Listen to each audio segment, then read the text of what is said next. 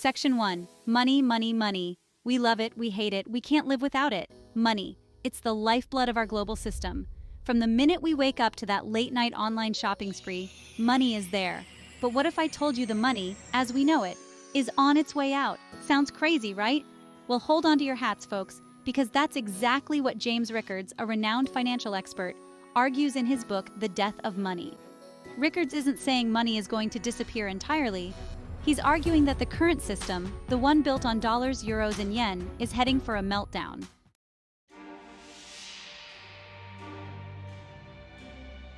Section 2. Death of money? Now, you might be thinking, Rachel, you're freaking me out here. What am I supposed to do? Don't panic. Knowledge is power, my friends. We're going to break down the big, scary ideas in the death of money, and we're going to do it in a way that even your great-aunt Mildred can understand. Rickards argues that we're on the verge of a global currency crisis.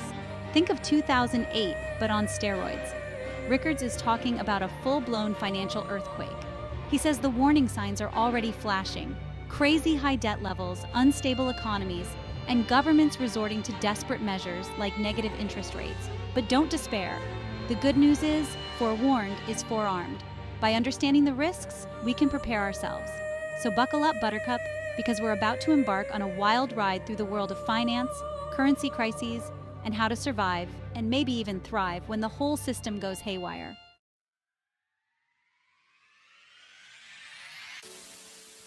Section 1. The Global Casino. Imagine the world economy as one giant, messy casino. We're all players at the table, placing our bets with the currencies we hold dear. Dollars, euros, yen, you name it. For decades, the game seemed rigged in favor of the house. The big banks, powerful governments, and financial institutions calling the shots. But Rickards argues that the house is playing with loaded dice, and those dice are about to blow the whole game sky high. Eventually, the music will stop. And when it does, watch out. Currencies could collapse, inflation could skyrocket, and the entire global financial system could be thrown into chaos.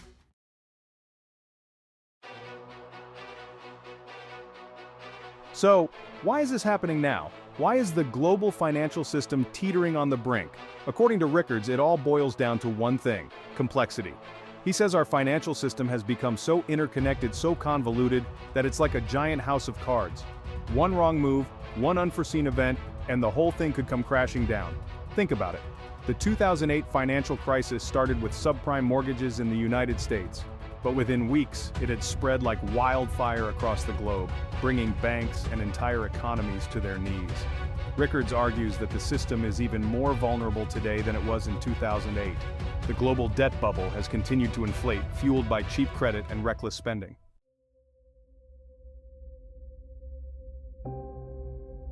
Section 3. The Ghost of Hyperinflation. One of the most alarming scenarios Rickards outlines is the possibility of hyperinflation. Remember that old story about people in Germany after World War I needing wheelbarrows full of cash just to buy a loaf of bread?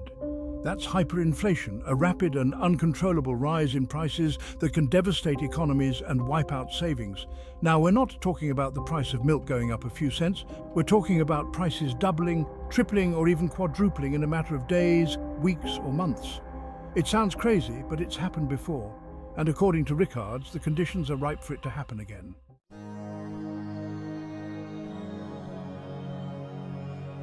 Section 4. The Gold Rush Redux? So if the current financial system is so fragile, if a global currency crisis is imminent, what's the solution? Well, Rickards has some ideas, and one of his most controversial suggestions is a return to the gold standard. Now, before you dismiss this as the ramblings of a gold-hoarding doomsayer, hear him out. Rickards isn't suggesting we all go back to carrying around sacks of gold coins. He's arguing that gold, as a tangible asset with intrinsic value, could play a stabilizing role in a world of increasingly volatile fiat currencies. Think of it like this. Gold is like the insurance policy you hope you never have to use. It's a hedge against inflation, a safe haven in times of economic turmoil.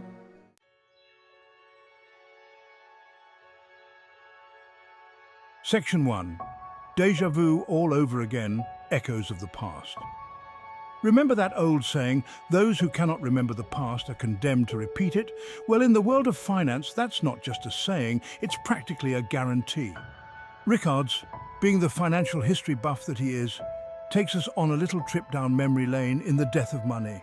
See, long before subprime mortgages and collateralized debt obligations were even a twinkle in Wall Street's eye, there were currency crises. And guess what? They all share some eerily similar characteristics to what we're seeing today.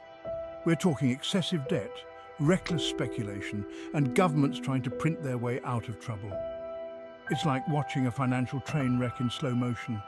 We've seen this movie before, and we know how it ends. A pause 3S. Section 1. The Tulip Mania Meltdown. Imagine a world where a single tulip bulb could buy you a mansion. Sounds crazy, right? But that's exactly what happened in the Netherlands during the early 17th century. Known as Tulip Mania, this was one of the first recorded speculative bubbles in history. People from all walks of life were caught up in the frenzy, trading tulip bulbs at prices that reached astronomical levels. But as with all bubbles, it eventually burst. Pause 2S. The aftermath was catastrophic. Fortunes were lost overnight, and the Dutch economy took a significant hit.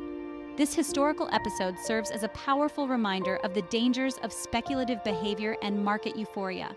It's a cautionary tale that echoes through the centuries, warning us of the perils of irrational exuberance and the inevitable collapse that follows. Pause 2S. Just like the excessive debt and reckless speculation we see today, Tulip Mania shows us that human nature hasn't changed much over the years. When greed and fear take over, the financial consequences can be devastating. So the next time you see a market skyrocketing, remember the tulips. History has a funny way of repeating itself. Finance on a tightrope. Explain the delicate balance of modern finance and the risks involved. Pause 5S. In the grand theater of global finance, imagine a tightrope walker, precariously balanced, every step a calculated risk. Modern finance is much like this performer, balancing innovation and stability, growth and risk. The financial system is a complex web of interdependencies, where a misstep can send shockwaves through the entire economy. From high-frequency trading algorithms to the shadow banking system, the stakes are higher than ever. Pause 3S. The 2008 financial crisis was a stark reminder of how quickly things can go wrong. What started as a housing market correction in the United States spiraled into a global financial meltdown. Banks that were deemed too big to fail found themselves on the brink of collapse, and governments around the world had to step in with massive bailouts. Pause 3S. The delicate balance of modern finance means that while opportunities for growth and wealth creation are unprecedented, so are the risks. It's a high-wire act with no safety net, where the consequences of a fall are catastrophic. So, how do we navigate this tightrope? By staying informed, diversifying our investments, and always being prepared for the unexpected. Because in the world of finance, the only constant is change. Pause 5S. Now let's dive deeper into a crucial aspect of modern finance: systemic risks. Imagine a single domino falling, triggering a cascade of tumbling pieces. This is the essence of systemic risk, where the failure of one entity or component can set off a chain reaction, leading to widespread financial instability. Pause 3S. Consider the interconnectedness of global banks, financial institutions, and markets. When one major bank faces difficulties, its troubles can ripple through the financial system, affecting other banks, investors, and ultimately, the broader economy. This interconnectedness can amplify minor issues into major crises. Pause 3S. The 2008 financial crisis is a prime example of systemic risk in action. What began as problems in the subprime mortgage market quickly escalated, affecting global credit markets and leading to a severe economic downturn.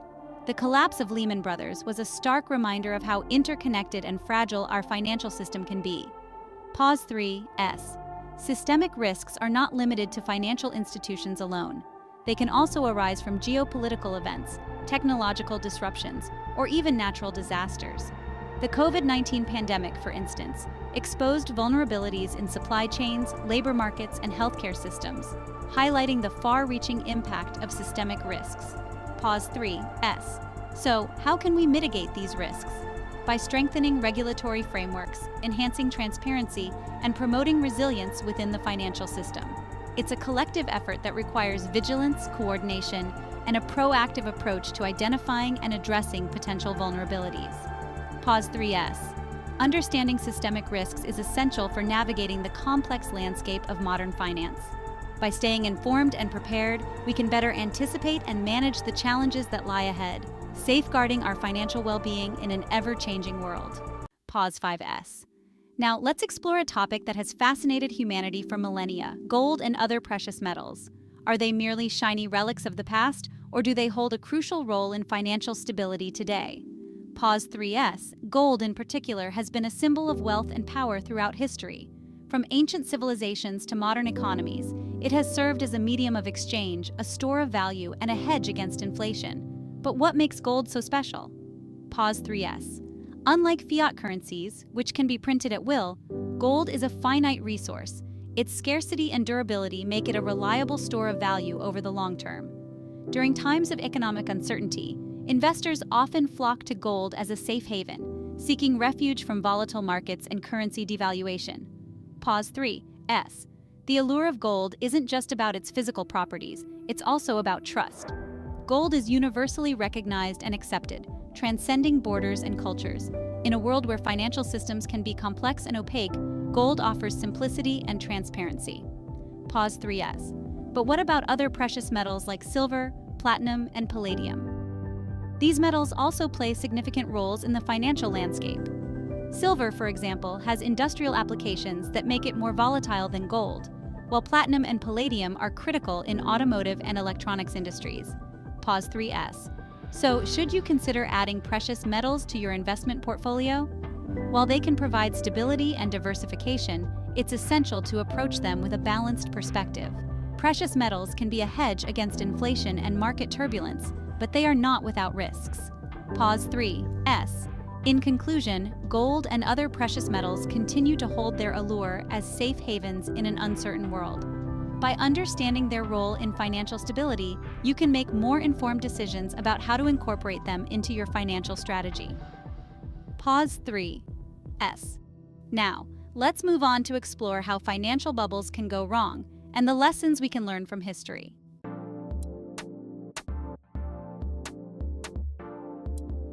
Section 3. From tulip mania to .com, bust, bubbles gone wrong.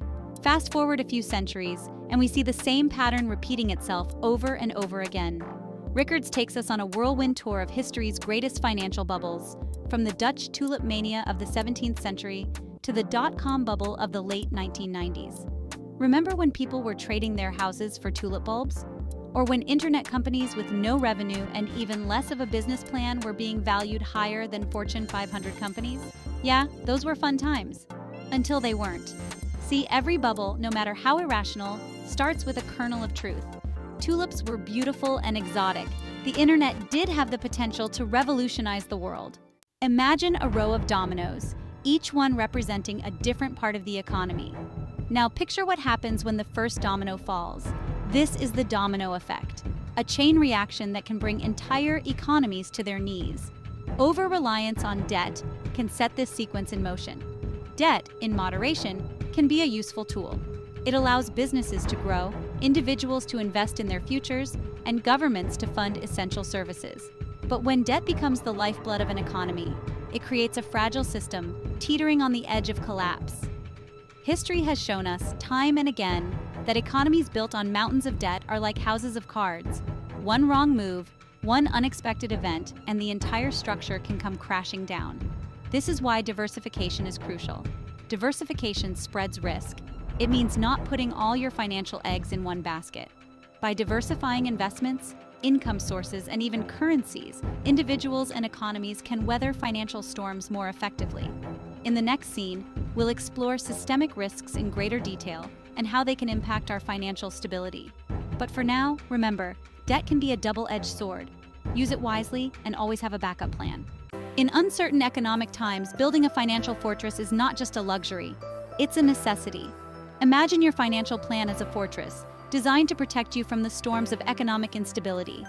A fortress isn't built in a day, and it requires a strong foundation, solid walls, and vigilant guards to keep it secure. First, the foundation, an emergency fund. This is your first line of defense against financial shocks. Experts recommend saving 3 to 6 months' worth of living expenses. This fund should be easily accessible, placed in a high-yield savings account or money market account. Next, the wall's diversified investments. Diversification is key to spreading risk. This means investing in a mix of asset classes: stocks, bonds, real estate, and even commodities like gold. Diversification helps ensure that if one investment falters, others can help cushion the blow. Now, the guard's insurance. Insurance policies act as your financial guards, protecting against unforeseen events. Health insurance, life insurance, and even disability insurance are crucial components of a robust financial plan. Another vital aspect is reducing high-interest debt. High-interest debt can erode your financial stability, much like termites can weaken the strongest fortress. Focus on paying down high-interest loans and credit card debt as quickly as possible. Lastly, continuous vigilance. Regularly reviewing and adjusting your financial plan is essential. Life changes, and so should your financial strategies. Stay informed about economic trends and be ready to make adjustments as needed. By laying a strong foundation, building solid walls, and maintaining vigilant guards, you can create a financial fortress capable of withstanding even the toughest economic challenges.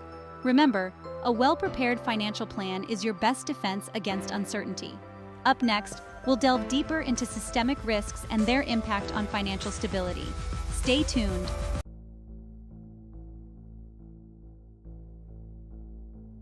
Section 4. The trust deficit. When faith in fiat crumbles. Here's the thing about money, it's all about trust. We trust that the pieces of paper in our wallets, the numbers in our bank accounts, actually have value. But what happens when that trust erodes? What happens when people lose faith in the system? Rickards argues that years of reckless monetary policy, bailouts for the rich and powerful, and a growing gap between the haves and have-nots have eroded public trust in the financial system. And when trust disappears, things can unravel quickly. People start hoarding cash, banks become reluctant to lend, and economies grind to a halt.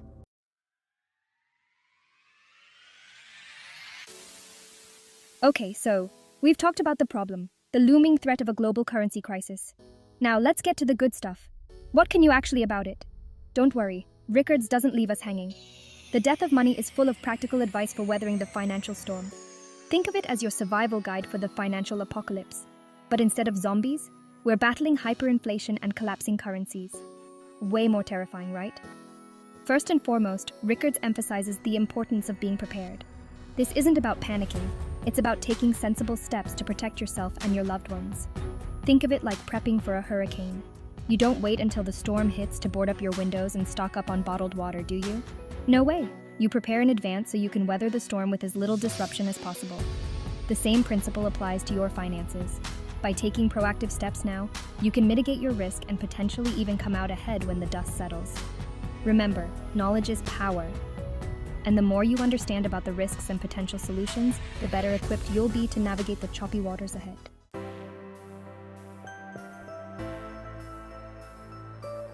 Section 1. The future ain't what it used to be, but it's not all doom and gloom. So, there you have it, folks. The world according to James Rickards and his Death of Money. A wild ride through the shadowy corners of the global financial system. We've talked about debt bubbles, currency crises, and the possibility of hyperinflation. We've seen how history tends to repeat itself, especially when it comes to financial folly. And we've even touched on some unconventional assets like gold, land, and yes, even canned goods. Now I know what you're thinking. Rachel, you've scared the living daylights out of me. Is there any hope for the future? Don't worry, I'm not about to leave you in a state of existential financial dread. While Rickards doesn't sugarcoat the risks, he also offers a message of hope. See, here's the thing about the future. It's not predetermined. It's not some fixed point on the horizon we're all inevitably hurtling towards. The future is what we make it. And by understanding the challenges we face, the economic imbalances, the fragile systems, the potential for crisis, we can make informed choices today that create a more stable and prosperous tomorrow.